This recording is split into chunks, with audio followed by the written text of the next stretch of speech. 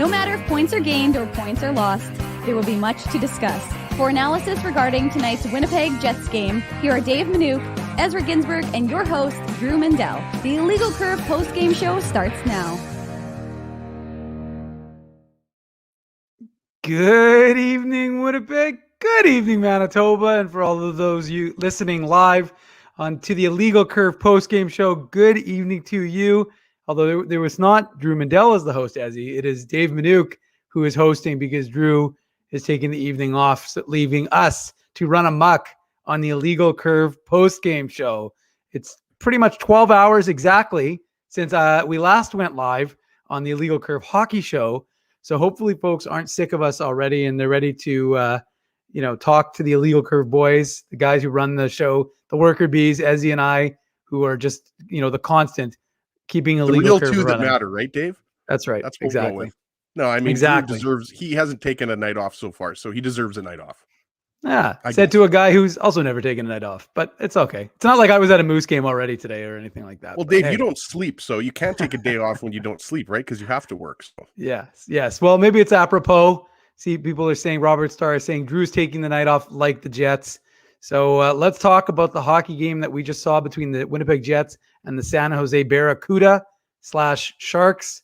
That joke's probably been made a few thousand times already on Twitter, but look, it was an unusual situation where, before the game, there was no media availability, an unusual start time, 4:00 in San Jose, 6:00 here.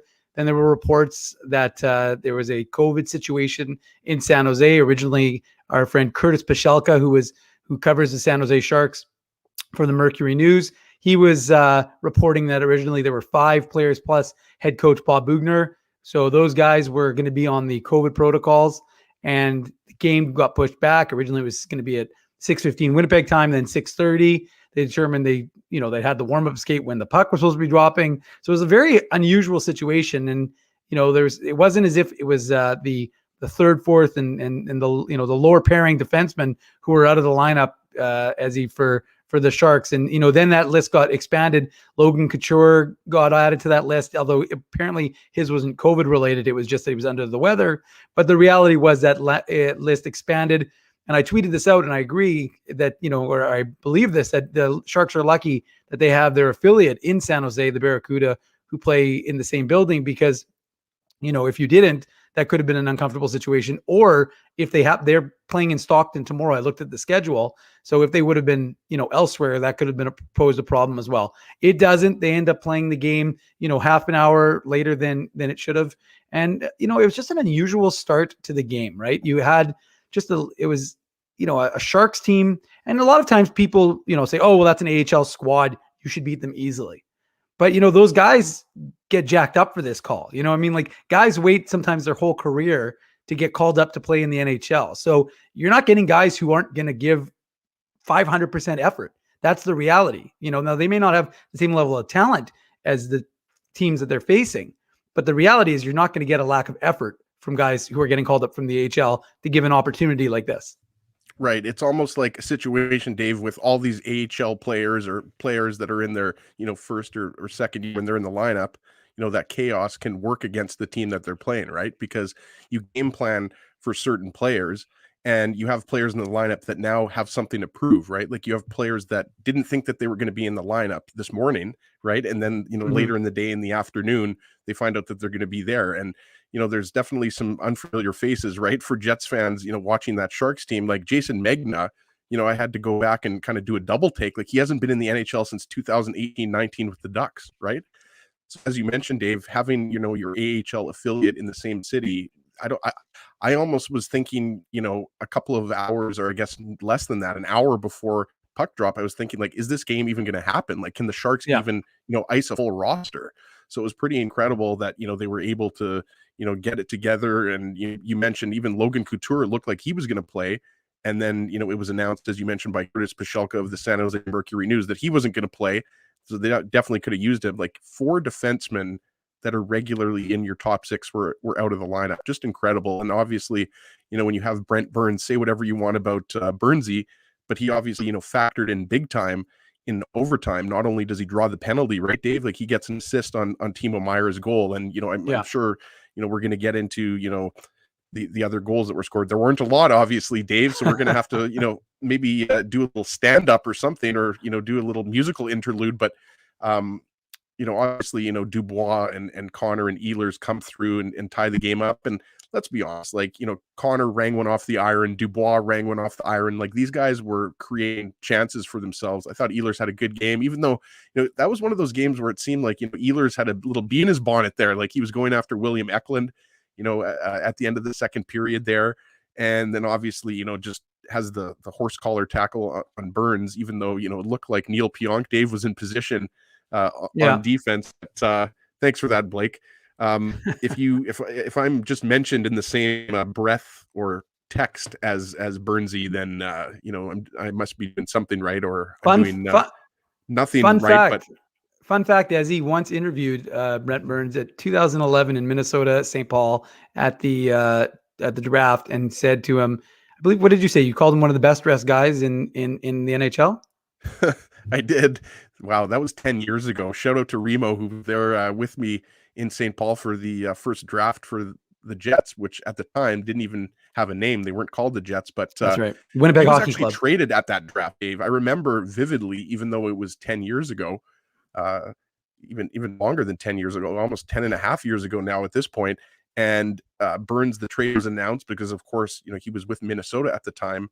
Yeah. And I remember Ken Holland was talking to someone when the trade was announced, and he said something that I'm not going to repeat here, even though we're not on commercial radio anymore, Dave. But he wasn't happy because I think everybody knew that the Sharks were already a good team, and with Burns, they were going to be an even better team. So I remember that trade kind of sent shockwaves through the rest of the NHL. But obviously, Burns, have to check Dave here. I'll try to bring it up here, but I think he was close to 30 minutes or over 30 minutes in that game. Just checking now, he was at 29 minutes and 4 seconds. So obviously, Burns at this point in his career, he usually doesn't play that much, but when you've got 4 of your top 6 defensemen out of the lineup, he's going to play a little bit more. So, a guy like Mario Ferrero, who he's been paired up with, he played, 25 and a half minutes. I think Ferrero's a really good young defenseman, only in his third year, that not a lot of people know about. But back to what you were saying, Dave, about, this kind of being a weird game. I think when you have, all these Sharks players that are dealing with COVID, and you have this kind of weird start time, and you're at the end of the road trip, it was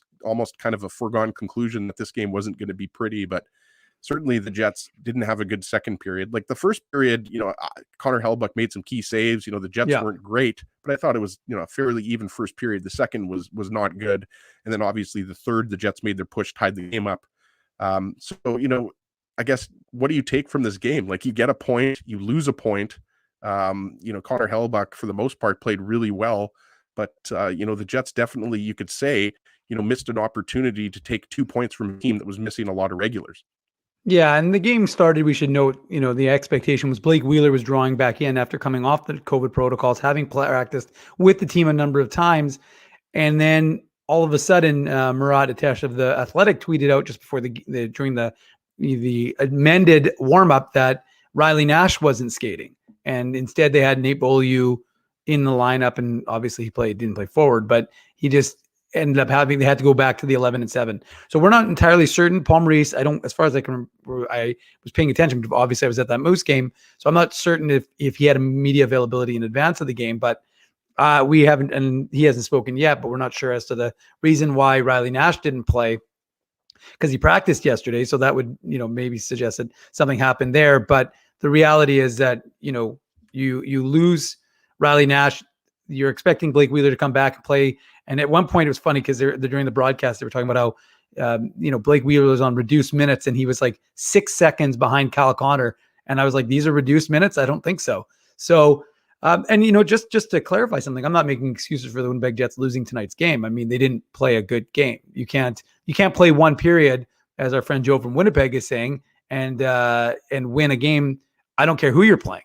So there's no excuses for the Jets. They just weren't good. The only person who I would actually say was good tonight was Connor Hellebuyck.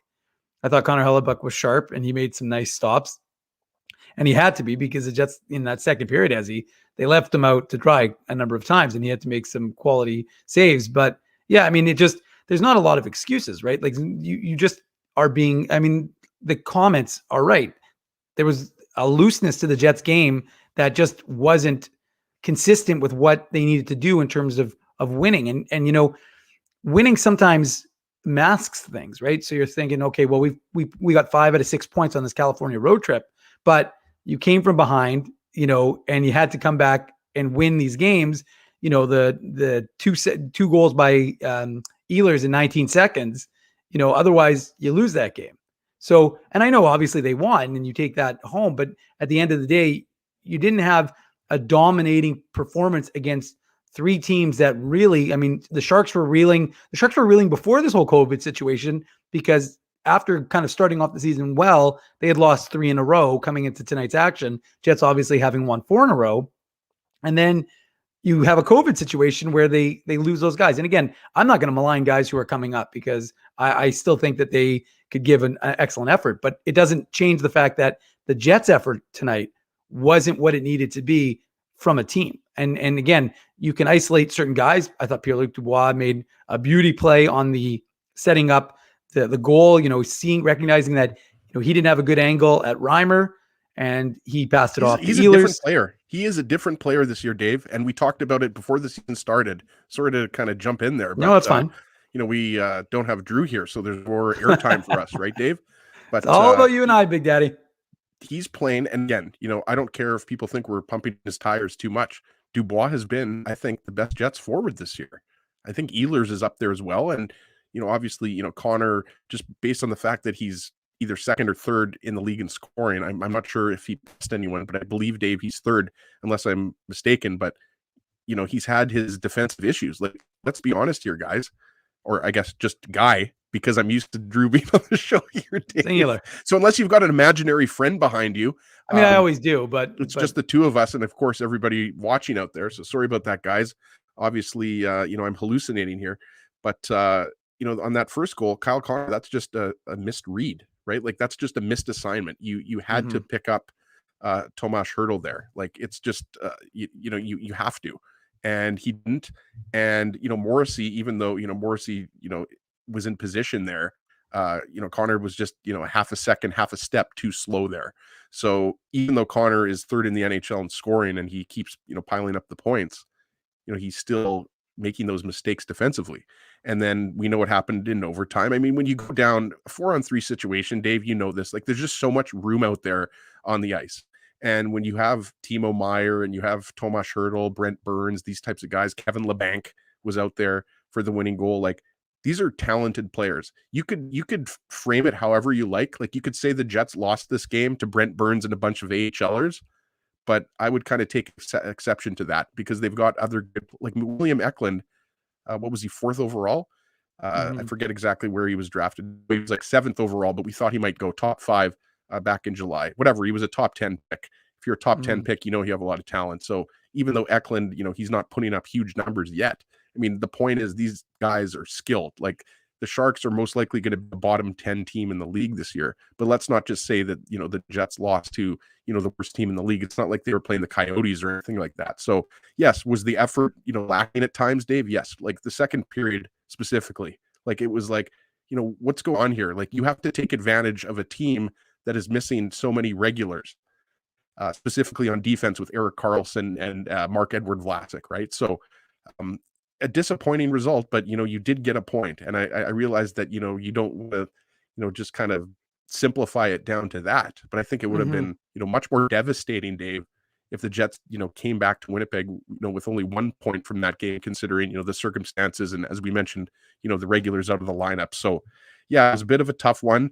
We didn't even mention the Jets didn't even get a power play, and I know a lot of people think Blake Wheeler got too much ice time, and I probably agree with that, considering that he's coming off of COVID and everything like that. But this is one of those games, Dave, you wonder if the Jets got a power play, that might have really helped out Blake Wheeler and some of these other guys, because they just didn't have it. Like, there was one play, Paul Stastny, right in front of the net.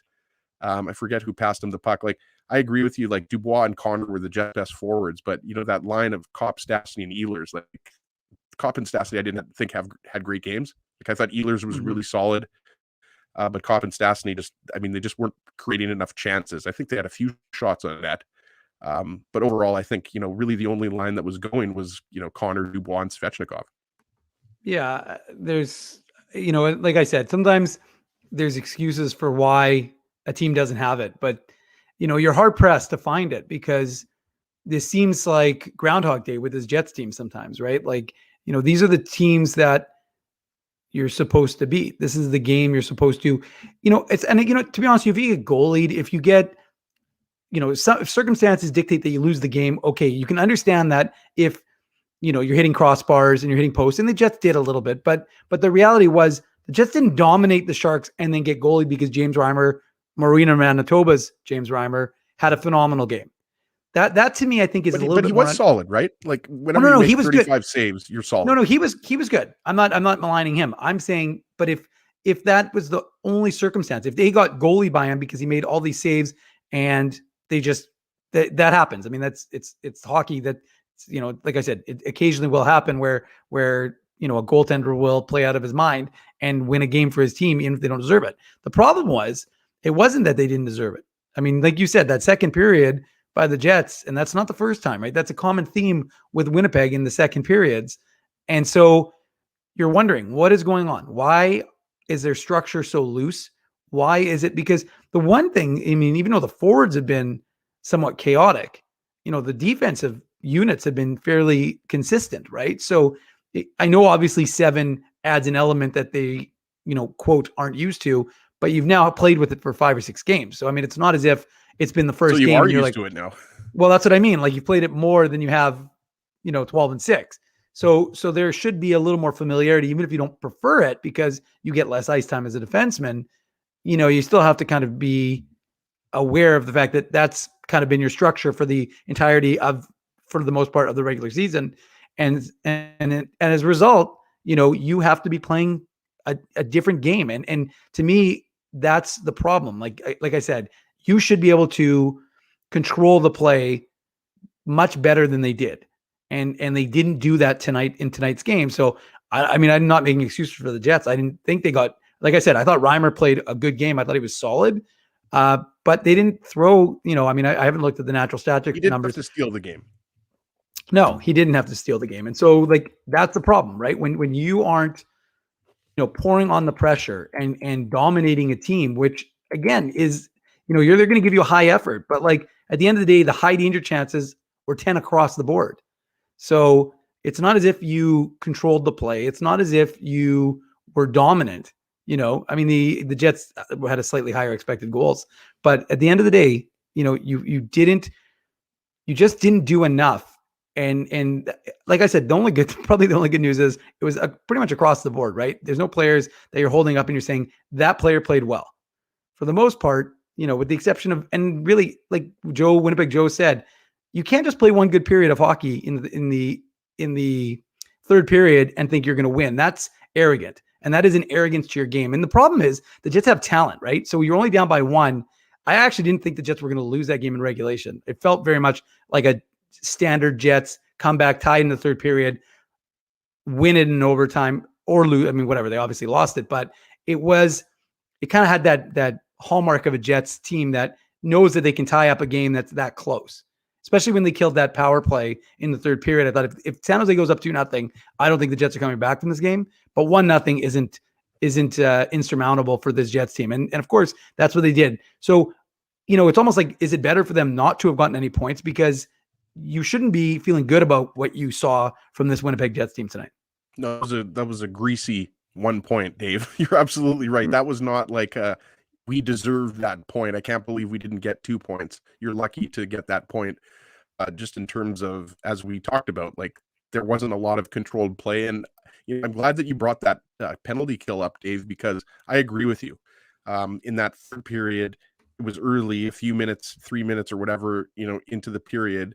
It was the PLD double high sticking penalty. And I thought Dylan DeMello specifically, you mentioned, players that maybe stood out, and there weren't a lot. I thought DeMello was probably, one of the Jets' best defensemen, and him and Kopp specifically, if you remember, they had the puck in the Shark zone, and they killed the penalty off, obviously, but I thought specifically, DeMello and Kopp, who for the last couple of years, going back further than that for Kopp, I mean, these are your top penalty killers, right? Throw in Adam Lowry in there as well.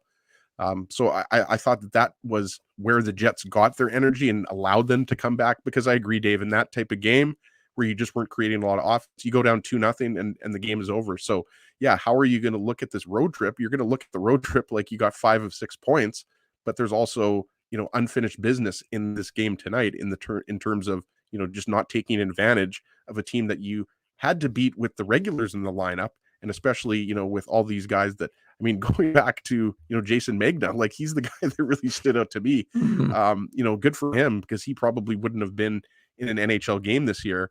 But, just some faces that, you just didn't expect to be in this game here. So a disappointing game, but, you have to look at this road trip and be pretty proud of yourself. But again, I'm just a little bit, hesitant to get, too carried away with how the Jets played tonight, because, it was chaotic. Like it was just absolutely chaotic with the game, getting moved half an hour. You're going back to Winnipeg tonight. You've just got a lot of players in there that a couple of hours before puck drop didn't even know that they were going to be in the game. So is that an excuse? No. But I just think it's one of those games, like, look, we've watched a lot of hockey over the years, and I imagine a lot of people, watching live with us have watched a lot of hockey. Sometimes, you just have one of those nights. So I think you just don't want to be, kind of too bipolar with the Jets, right? Like you don't want to be too high. You don't want to be too low. After the last, 4 games, the winning streak, Jets fans were on a huge high. So you don't want to get too low after this game. I wouldn't worry too much about it. You got to just kind of flush this down the toilet, Dave, and get ready for the Stars on Tuesday night at home. Well, you know what, as he used a word for it, chaotic. And it's true, because, I watched an AHL game earlier this afternoon, and it was funny because when we started, people were like, let's not talk about the Jets, let's talk about the Manitoba Moose. People, I don't need to have my arm twisted to talk about the Manitoba Moose game today. So if you really want me to, I will. But the point is, Let's do it. I didn't see any of the highlights. I know that they beat Iowa, Dave, but they did beat Iowa. I know people love talking Moose. I do love talking Moose. I know this is a Jets show, but we'll just give a quick little sidebar to talk about the Manitoba Moose. They played the Iowa Wild, which is the last team they actually played before the 2019-20 season ended for COVID reasons. So as a result, they haven't played them in almost 2 years. But it's kind of funny, like seeing Cody McLeod lining up, a 17-year pro vet from Binscarth, Manitoba. Yeah. He's just, it's amazing. He's Chris Thorburn tonight. I think he's 37 at least 3 times. Oh, he's 37 years old, and he's the captain in Iowa. And it's just funny, like watching him still giving it. And let me tell you, Mikkel Burden, who doesn't like his crease to be invaded, gave it to him a couple times, actually knocked him down. And I thought to myself, well, Mikkel, I know you think you're tough, but this one you're going to lose if you push it a little bit too far. Boy. McLeod is a big boy. So that'd be a mistake. But anyways, the Moose gave up the opening goal of the game early. It was actually kind of a whoopsie from Mikkel Burden. He wasn't really, hugging his post, unfortunately for him. And he let in a quick goal, I think a minute 53 into the first period.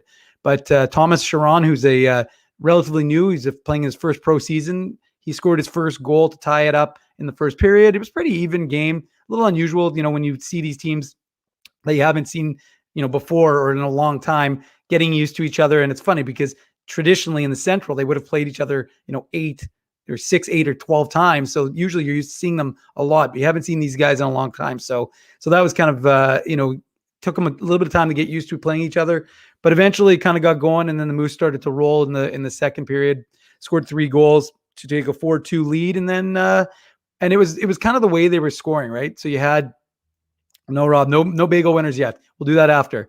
But the point is that be patient, my young butterfly. Yeah, seriously. Like we've got lots of time to discuss the bagels. But sorry, grasshopper. What's that? I meant to say grasshopper. What'd you call them? But not butterfly. It's been a long day, Dave. It has been a long day. We've been on the radio they're on the air for a long time already. But anyways, point is that Kovacevic had a real nice point shot.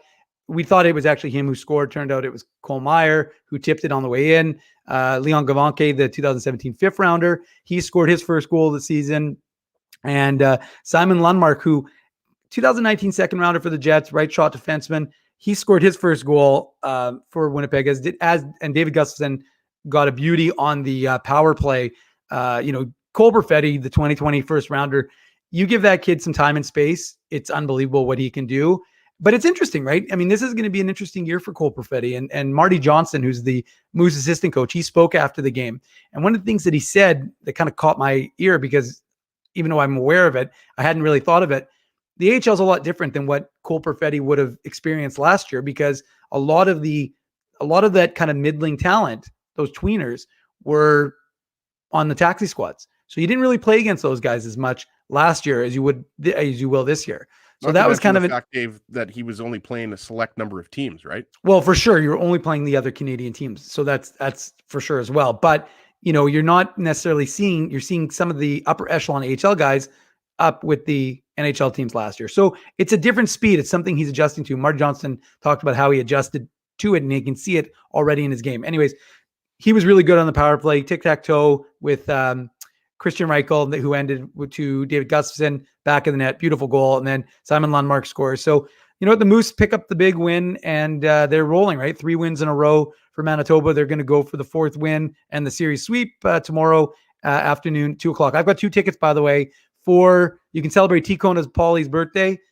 These are section 118, so they're really good. Dead center. You'll be looking right across at me, sitting in the press box, so you can look for me. Tickets? I'll wave. So if you want tickets to the Moose game, you let me know, and we'll hook you up. 2 really good seats in section 118. So you guys can just email me, dave@illegalcurve.com, or send me a message on Twitter, ICDave, and I'll let you guys know who wins. And the truth is, like I said, tons of Jets talent, tons of Moose talent, or tons of Jets draft picks. One interesting thing to note is Ville Heinola, which I announced this morning. He didn't play. We didn't get an update from him. And Mikey Esimont, who actually is leading the Moose in scoring with 4 goals, he actually left the game early. So he had to leave, I think, in the first period. Kind of an unusual. He lost an edge, slid into the Iowa bench, and then couldn't really get up on his own. Had to be helped off the ice by 2 of his teammates. So we'll see if he's able to play tomorrow. I'm not so sure. I would think he will be. But that is your Moose report. I had to have my arm twisted to do a Moose report for everybody, but people were asking for it. So I hope people enjoyed the little soliloquy, the little sidebar too. This is the Illegal Curve post-game show covering the Jets and the Moose, since we cover both on illegalcurve.com. And it's pretty amazing. You just mentioned, Esimont. He was a guy, I didn't know a ton about before he, signed the deal with, the Jets / Moose. And, when you lose a player like Esimont, who you mentioned, is leading the Moose right now with 4 goals, and you're still able to get the win, it shows you how much talent there is. And, we're going to be talking about this, I'm sure, Dave, in the weeks and months to come. Like, will Cole Perfetti and David Gustafson, and I think you'd throw Ville Heinola in there as well. Will these guys, get an opportunity with the Jets at a certain point, either based on the way they've been playing in the American League, or, with injuries that we know are inevitable, right? Like, I don't think, 2 weeks ago, anybody thought that, Wheeler and Scheifele were both going to be out of the lineup. And not only that, the Jets have managed to, put together a nice winning streak here. So the Moose are clearly, this is the most talented team, I think you would say, Dave, the Moose have had maybe, since they returned to Manitoba.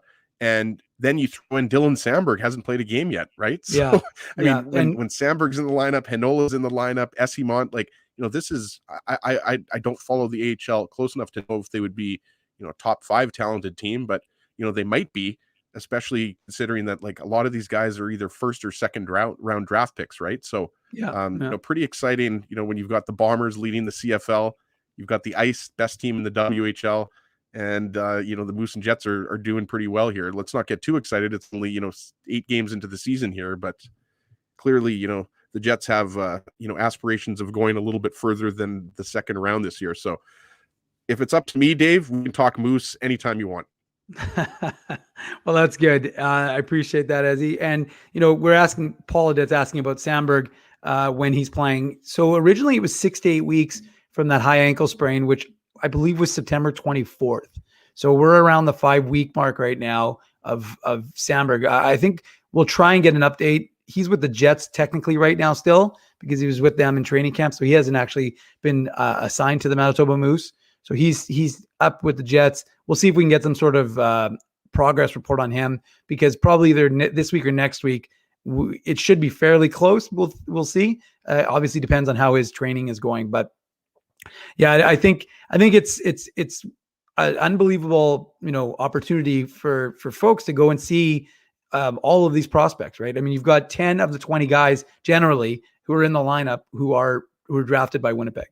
And I think that's, significant for people to be able to go and see, if you can't get to a Jets game, the Moose are same building, same location. It's easy to get to, and you can get tickets. And so, like I said, I think there's a lot of fun to watch these guys develop. And the last thing I'll touch on quickly is David Gustafson, because he just keeps doing what you expect from David Gustafson. He does all the good things right. Like, he really does.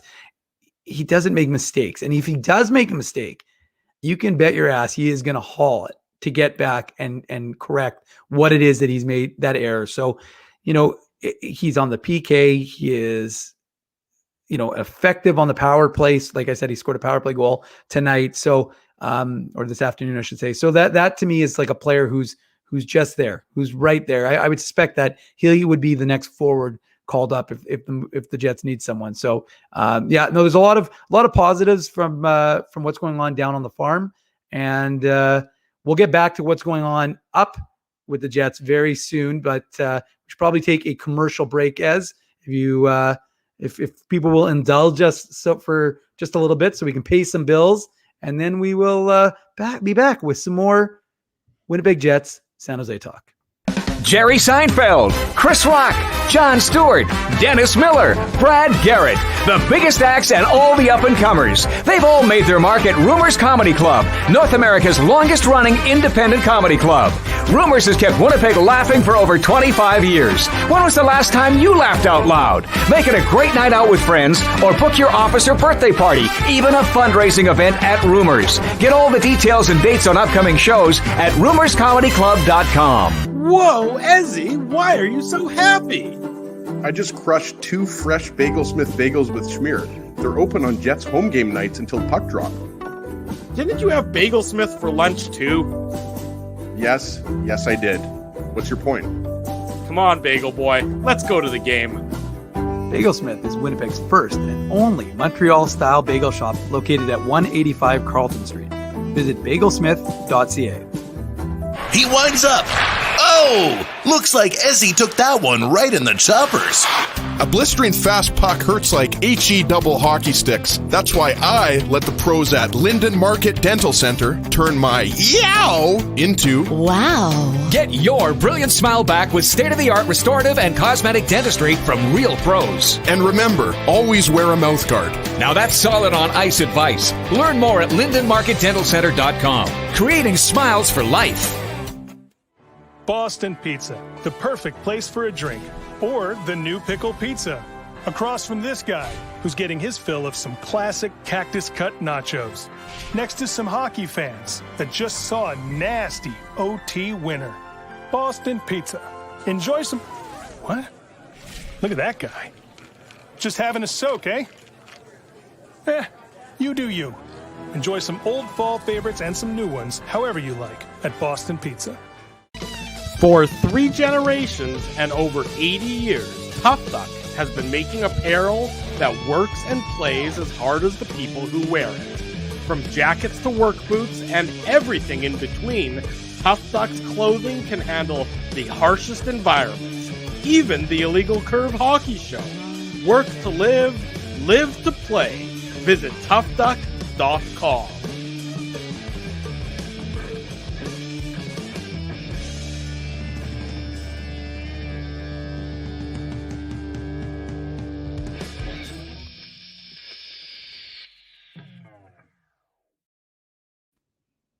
Welcome back to the Illegal Curve Hockey Show. We're Illegal Curve postgame show, with Ezzy Goulsberg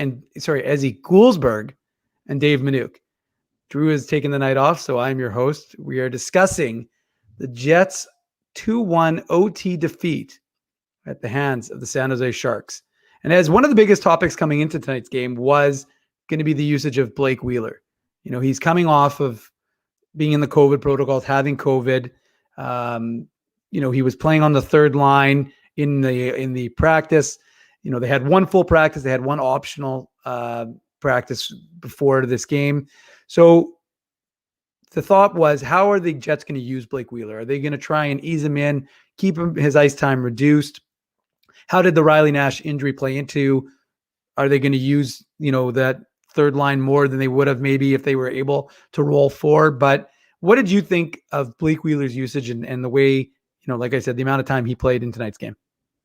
Yeah, I played probably a little bit more, Dave. You just mentioned it. Like, I thought he might have been closer to, I don't know, 12 to 14 minutes as opposed to, I think he was just over 18 minutes. And, we talked about the lack of power plays, really just weird. I always think about that in any league, when you have a team that just doesn't get at least one power play, it just, it's just not normal. You almost always have at least a couple. So, he would have probably had more. He would have been, closer to 20 minutes, right? So, yeah, he played a little bit more, and I didn't think he had the worst game, but I also I wouldn't say that he was a big factor in this game either, right? Like, and when you're in the third game of a 3-game road trip, and he's been out of the lineup that long, you expect your expectations are lower, put it that way, right? I think you would agree with that. So I don't think anybody was expecting Wheeler to come in and put up 2 or 3 points here. So what I think is going to be really interesting is seeing, where he's going to be used as Scheifele, continues to be out of the lineup. And when Scheifele does return, are you going to see him used the same way, or is that going to affect it? Because I think that's going to be one of the biggest keys for the Jets here early on in the season. Because we talked about it on this morning show, because Connor Dubois and Svechnikov has emerged as your best line. Like, let's not kid ourselves. This is your best forward line right now. Obviously, offensively more so than defensively, because whichever line, whoever is playing, on the wings with Adam Lowry is going to be, your checking line, and Vesalainen and Harkins have been, common partners for Lowry as of late. But when Scheifele comes back, you obviously know Stastny is not going to be on the top line. So I think that idea, Dave, as we talked about on this morning show, maybe having that veteran third line with Stastny, Wheeler, and Lowry as an option. So, it's only one game, but there's no doubt that he played a little bit more than I thought he was going to play. And, it was kind of not surprising, let's put it that way, that, he didn't have his best game, because he's been out of the lineup, so he wasn't fresh. Yeah, I agree. And I mean, you're like, I think Tracy said, you're not putting this on Blake Wheeler, and certainly not, because it's not only on, generally losses aren't, laid at the feet of one guy solely. As the goaltender, then they can sometimes bear all the responsibility. But yeah, I mean, I thought Blake Wheeler was fine. I thought his minutes were, like I said, I think having one less forward, not having Riley Nash, not rolling the way they were going to, I think that changed the dynamics a little bit. And you expected maybe if there was a lot of power plays, and that was a factor. I mean, you gotta. And again, I'm not making excuses for the Jets. Trust me, I did not think the Jets had a good game. So let's just qualify my statement that I'm about to make by making that one in advance, okay? But I really thought that the refereeing was not great. Like when Nikolai Ehlers missed too many men on the ice penalty. It's funny. I commended Neil Pionk for that, because Neil Pionk recognized that the Sharks were coming. There was like a mess at the bench. He literally intentionally, because he could have gone far side, but he put it right into the feet of those guys. One of the guys touches it. Guys. Yeah, but one of the guys actually touches it, and there's no call. And it's funny because I was like, oh well, okay, we're watching at home, so I'm like, okay, well here you go. There's going to be a power play, and then just as the broadcast is cutting to commercial, I hear one of the guys say, nope, no penalty. The ref decided no penalty. I thought, okay, that's unusual. 13-year-old could have called that. No, I mean that. And then the Nikolai Ehlers being hauled down on a, partial break. I thought that was another one that was Brent Burns. By Burns. Like that's another one that probably should have been called. I mean, Nikolai Ehlers sometimes probably doesn't get calls because he does go down a lot. But at the same time, I thought there wasn't, that was a trip. That's what I mean. Like and then so it just seemed like a night. And again, I'm not blaming that, but it didn't help that you couldn't really get your power play to kind of try and get you going in a game there. You didn't really have a lot that could have provided you with some energy. But like I said, it's just another thing that you have to deal with. If you're not getting the calls for you, well, that's the break. You can't sit there and cry because nobody's going to feel bad for you. So you just got to deal with the hand that you're dealt. And so the Jets played that hand, and they didn't play it particularly well tonight, except for, like I said, Connor Hellebuyck, who I thought had a fairly good game for Winnipeg, and he's looked good. since he's kind of like reemerged as the Connor Hellebuck everybody's expected. But, the Jets are going to have some interesting questions, and we don't know what's going to happen. Drew talked about the fact that there's going to be they're scheduled to skate tomorrow. So we'll see if that ends up happening. And if they do, does Mark Scheifele, join the team for the skate tomorrow? Will he be able to? I'm assuming if he's skating here, he's probably able to join them. Obviously, he didn't want to cross the border because he couldn't have come back to Canada, hence the reason why they were willing to hold him out from the games to make sure he could be available to play on this long homestand. And we talked about it a little bit on this morning show, that idea of what are you going to do? And I agree with you. I think Paul Stastny, I like Paul Stastny, but I don't think you need him on that top line. I think you can have a much better and more effective Paul Stastny, reducing his minutes, giving those to guys like Kyle Connor, Nikolai Ehlers, Pierre-Luc Dubois, Mark Scheifele, and reducing those guys. Because the truth is, and I actually thought what Jim Toth said on our show was right. When you have guys who are contributing like Wheelers and Stastny's on a third line, that just goes to show you that you got a deeper team. And if you're not, well, then that kind of shows your lack of depth. Yeah, absolutely. And, before we just continue on that thought, Dave, going back a few minutes, a lot of people are asking about this balloon board behind me. That was for my daughter Ariella's 3rd birthday. That was back in May. Our friend put that together for her. It's a birthday card. So it says Ariella on all those balloons. It was her birthday. A lot of people, think I do some, but this is I'm in my basement office down here in River Heights. So I've got, a lot of hockey stuff, behind me here, but we put that up because we liked it so much. And Drew is not locked up or tied up in my basement here, guys. He just decided to, take a night off. He did the first 7 post-game shows. So that answers the mystery about the balloon board. It's my daughter's birthday card. So there we go. But yeah, Dave, getting back to kind of, Scheifele and, what this Jets team is going to look like on this 7-game homestand, I think it might be a bit of a stretch. And, I'm a little bit surprised. We thought Scheifele was going to be back before Wheeler. So we haven't been given any indication, that there's something more serious. I mean, his health is paramount. But when you consider that, the Jets now have points in 6 straight games, and I think Scheifele's been out for 5 of those 6, if I'm not mistaken, Dave. He might. It's hard for me to. Was he in the game? He's played 2. Minnesota?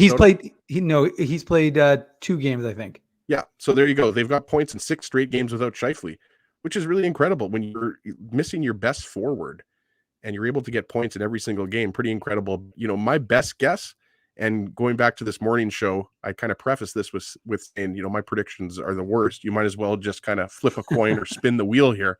But my best guess would be, if he's not ready to go Tuesday, then you would think that he's going to be back by Friday or Saturday, just based on, how long he's been out with COVID. We know that he has to have 2 negative tests in the span of 24 hours in order to come back. But that would kind of be, I think you'd probably agree with that, Dave, that if he's not good to go Tuesday, and obviously if he practices, next time the Jets practice, then, there's a possibility that he'll play on Tuesday. But that I would expect to see him, in one of the next couple of games here. Yeah. And we really do need to talk about Kyle Connor, because while it wasn't as strong a game for him as it had been, I mean, the reality is Kyle Connor has 7 goals in his first 8 games. And we talk about how good he is, but like, it's just amazing to me that he just continues. And tonight's goal was just, a smart player getting to the net and being in the right spot at the right time and getting a bounce right on his stick. He wasn't making a mistake on that play. He's not gonna miss that opportunity. And I guess one of the questions I had for you is what did you think of that combination of Pierre-Luc Dubois, Nikolai Ehlers, and Kyle Connor together? Because that trio was mixed and matched a little bit when they took Evgeny Svechnikov off that line. So what did you think of that trio and moving Kyle Connor up with Pierre-Luc Dubois? Nikolai Ehlers, with Kyle Connor and Pierre-Luc Dubois. Well, I mean, the obvious answer, Dave, would be it worked out, right? Because the 3 factored in on the tying goal, right? But yeah, not surprised at all. I think it's pretty simple, right? Like the Jets, like they weren't creating enough offense. They obviously, didn't have a goal up until that point. So, I mean, no surprise there. And we've seen obviously, Dubois and Ehlers many times before. So, there's chemistry there. So it'll be interesting to see, like, let's assume Scheifele isn't ready to go for the game Tuesday night against Dallas, right? Like, do you keep Ehlers up on that line? Like Svechnikov wasn't great.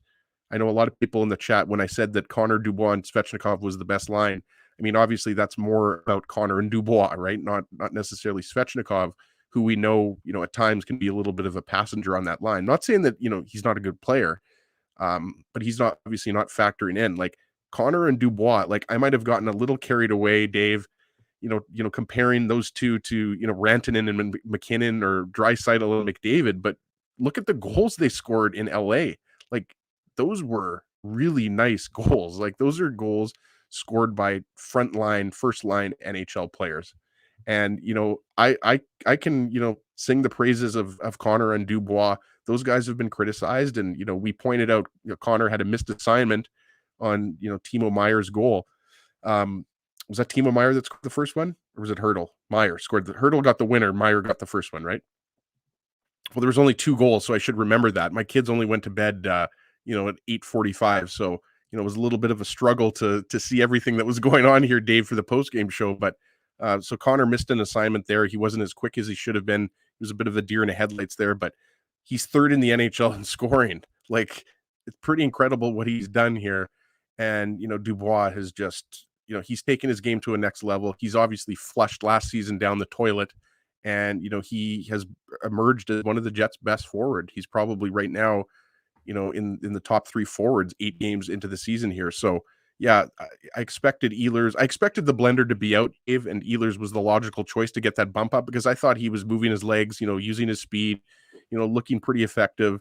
Didn't get any, power plays to really show off, some of those, fancy moves that he likes to do in the offensive zone. But, you kind of had to do something. So it worked out, but it was a little bit too late. And then obviously kind of gets nullified by that penalty that you take on Brent Burns that you probably didn't have to take because you put your team down 4-3, and it's just so hard to kill off a penalty when there's that much ice out there. So we'll see what happens here. I wouldn't be shocked if Ehlers is on that line, but I also wouldn't be shocked if Svechnikov is out there again because you're trying to spread the wealth out a little bit. But I think the bigger question mark is kind of how are you going to use Blake Wheeler here when Mark Scheifele gets back? And, that could be as early as Tuesday. Yeah, I mean, to me, it's the biggest question really just becomes, are they going to keep Pierre-Luc Dubois and Kyle Connor together? Because if you keep Scheifele with Wheeler, that wouldn't shock anybody, but it's whether you keep Kyle Connor with Pierre-Luc Dubois, and that remains to be seen. And Dave, like how can you break? Drew kept saying, if it ain't broke, don't fix it. Yeah. But not only is it not broke, it's working really well. Like, you are using, I don't know what metaphor you want to use here. Like you're using, you're driving a brand new Cadillac and it is just humming along. Like that is Pierre-Luc Dubois and Kyle Connor right now. Like these guys are just absolutely clicking. So I just don't, who knows? I mean, Maurice has shocked us before. He's put Riley Nash on the second power play. So I don't think you can. I think you have to do whatever you can to keep those guys together. Well, as I want you to start thinking about one thing, because we're getting close to the end of this show. We got Kenny and Huss are going to come up after us, or they may already be started, but they're going to be starting around now. So you start thinking about who you want to give or maybe you've already picked the person. Have you already picked the winner of the Tough Duck Toughest Comment, Des? Or I have not, but I'll pick one. How about we give away some Bagel Smith bagels right now? Okay, you can you give away some bagels. Ezzy's going to give away some bagels. He's also going to give away a Tough Duck toque. So now's the portion of the program where you're getting stuff for free. And remember, I've got Moose tickets 2 for section 118 for anyone who wants them. So at Dave at Illegal Curve, I really got to come up with some sort of contest. But for right now, if you email me Dave at illegalcurve.com or IC Dave, I will have 2 tickets for you. Tomorrow's game, 2:00. Let's give the bagels to Rob Mahoney. I don't think Rob Mahoney's been a winner yet on the post-game show. He's a loyal viewer. I don't know if he used to listen to us on TSN 1290, but he's always got really good comments, funny comments too. So Rob, head down to Bagel Smith and pick yourself up half a dozen bagels. Well, there you go. Rob Mahoney is going to take some bagels as he's going to work on that Tough Duck commercial winner.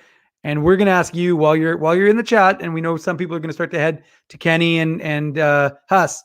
But remember, smash that like button. Helps us with our algorithm. Lets people know about the show. It helps get the show out there. So that's something you can do for Ezzy and I. Lets us, feel a little confident that we got a lot of likes on a show Drew wasn't on. That makes us feel good. So that's another thing you can do, which will help us out. But at the end Addition of the by day, subtraction is what I would say, Dave. I didn't want to say it, Ezzy, but you did. So anyways, the point is we've got, it's been a wild day, right? We started the day, the morning papers went up at 7:00 on illegalcurve.com. The Legal Curve Hockey Show started at 9:00. We've posted that show. I went off and did the Moose game, covered the Moose game, which is also, you can find the recap on illegalcurve.com. And then all the craziness leading into this post game, 12 hours after we started. And now we're here, you and I, ripping it up with all of our friends here on the chat. So, and got to tell you, like, I'm just going to sidebar a little bit while Ez is working on the Tough Duck one. I got to tell you how much I love the chat. Like, someone asked me today, what's it like with this dynamic? Because it's so much different than being on radio. And I actually said to someone, this is the best. Like, it's not even comparable. And even when people make comments that aren't the nicest towards us, and you're allowed to do that, of course, everybody has an opinion, and we don't have opinions that are sacrosanct. You're allowed to disagree with us. But it's, like I said, the energy that people bring in this chat is so amazing to me, and it's so fulfilling. Although just be aware that sometimes my mom is watching, so don't be too mean. Today she called me after the show and said, I watched the show, but I didn't know how to like it. And I said, well, Mom, you're not a subscriber. You don't have a YouTube account. But I was impressed that she was able to load up. So be aware when you're saying mean things, my mom might be watching the chat. So you don't want to see your mom now going back like retroactively over the last, however many months we've been doing the YouTube show? Like, is she going back 10 months and now liking every single show? I don't know. I hope so. But although I did tell Thomas Sharon that my mom is a retired French teacher, so I might have to bring her to start doing some of the French interviews with some of the French players. But anyways, the point is exactly. So the point is that I really French just immersion diploma from Kelvin High School right here. Hashtag no big deal. I'm just saying that we really do love it. I mean, like I said, the interactivity of the chat, and I sometimes will lose focus. Like Ezzy and Drew will be talking, blathering on, and I'm just like, thinking about things to do. Moose chat game is the show within the show, Dave. Oh, it is the show. There's no question. And again, like I said, part of the entertainment value is the fact that you guys might even be talking about anything we're talking about. And sometimes I'll look over, I'm like, oh, what are they talking about? That's interesting over there. So anyways, I just wanted to say thanks again to you guys, because it really just does make it for us, and we love it. And I'm going to throw it to my boy Ezzy, and he's going to make a prediction as to who wins the Tough Duck toughest comment of the day. No, it's not going to be a prediction, Dave. It's going to be an actual selection here, but I have to scroll back down here. Here we go. Because I can't go, I got to start copy and pasting these comments, but I like this one from CMAC. CMAC has been someone that has supported us, and we've seen him a lot here in the chat. So shout out to CMAC. What's going on? Hopefully you're having a good Saturday night. This is the comment, Dave. It was back, if you want to pop it up. It's from 9:44 p.m. 26/55. We're out very short periods of time. Not expecting either to be out of shape at all. Hands would be the only thing that need to get going after a little layoff. Obviously, 26 and 55 are Scheifele and Wheeler, who we've been talking about quite a bit here on the post-game show. Hopefully, Scheif is ready to go Tuesday night, but if not, we're expecting him to be back against either Chicago or the Islanders in those back-to-backs. So, CMAC, send me an email, ezra@illegalcurve.com, and the good folks at Tough Duck will send you a toque, and you're probably going to need it because, as everybody here in Winnipeg and Manitoba knows, it's starting to get very cold outside, and there's probably going to be some snow in the very near future. So congrats, CMAC. Thanks for listening and watching. Congrats, CMAC. That's as he has given you the Tough Duck toughest comment of the game. So you are the winner. Hardest hitting comment. Hardest hitting comment. Sorry, I'm not used to Drew screwed it up. I mean, it's not your fault, Dave. Let's blame Drew. He's not even on the show. He started calling it the toughest comment. It's the hardest hitting comment. So hardest hitting comment. There you go, CMAC. Good job. All right. Well, we want to send everyone over to Kenny and Huss. So first of all, we're going to give a shout out to all of our sponsors. Thanks to Rumors Restaurant and Comedy Club, Linden Market Dental, Zappia Group Realty, Boston Pizza, the fine folks at Bernstein's, the fine folks at Seagram's, Tough Duck, Bagel Smith. We appreciate everybody who supports the Illegal Curve Hockey Show. So make sure you guys support them because they support us, and we appreciate that. So anyways, have a great night, everyone. We will be back. When will we be back, Ezzy? On Tuesday night Yep. The Jets take on the Dallas Stars. So we will have another post-game show coming your way. Of course, I will be at the Moose game tomorrow. No days off for Dave M. So I will be covering the Moose Iowa rematch. So you'll be able to go to illegalcurve.com to keep up to date with that. But anyways, thanks very much for joining us on tonight's Illegal Curve post-game show.